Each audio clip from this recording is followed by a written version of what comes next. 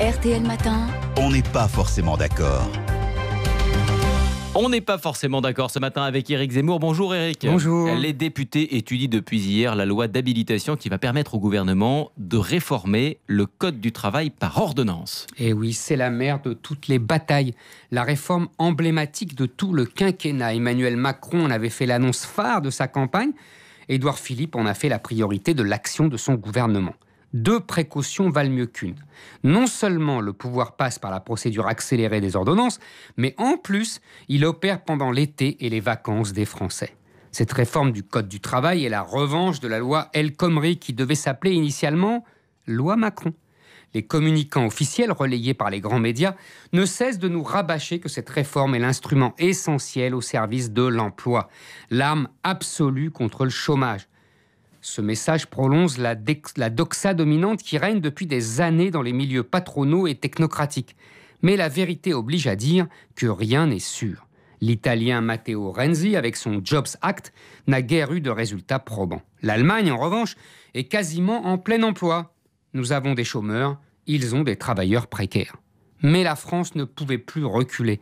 Cette réforme du Code du travail était devenue le symbole trop longtemps attendu d'une France irréformable aux yeux de Bruxelles et de Berlin. Il s'agissait d'une question d'image, de standing, en tout cas du standing de notre élite politico-économique. Celle-ci est convaincue qu'elle ne pourra parler d'égal à égal avec l'Allemagne d'Angela Merkel que le jour où elle aura enfin fait les réformes selon le jargon à la mode.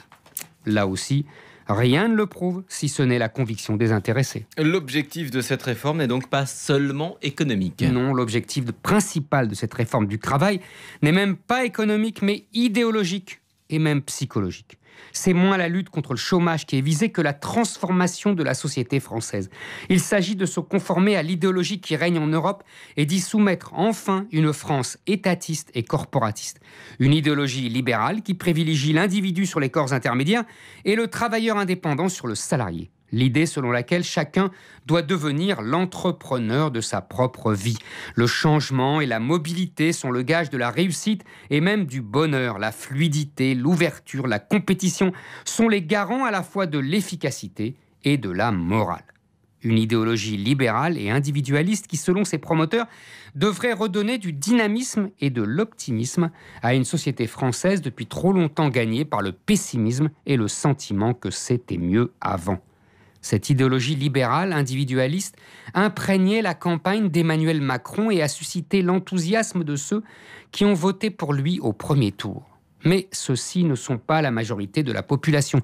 Dans un sondage récent publié par Le Figaro, les Français estimaient à plus de 60% que l'islam radical était le sujet majeur de préoccupation, loin, très loin, des 36% qui plaçaient le chômage en tête de leurs priorités. 2 façons opposées de voir l'avenir, 2 façons opposées de voir le monde, 2 France qui s'ignorent et se regardent de travers. Éric Zemmour, on n'est pas forcément d'accord.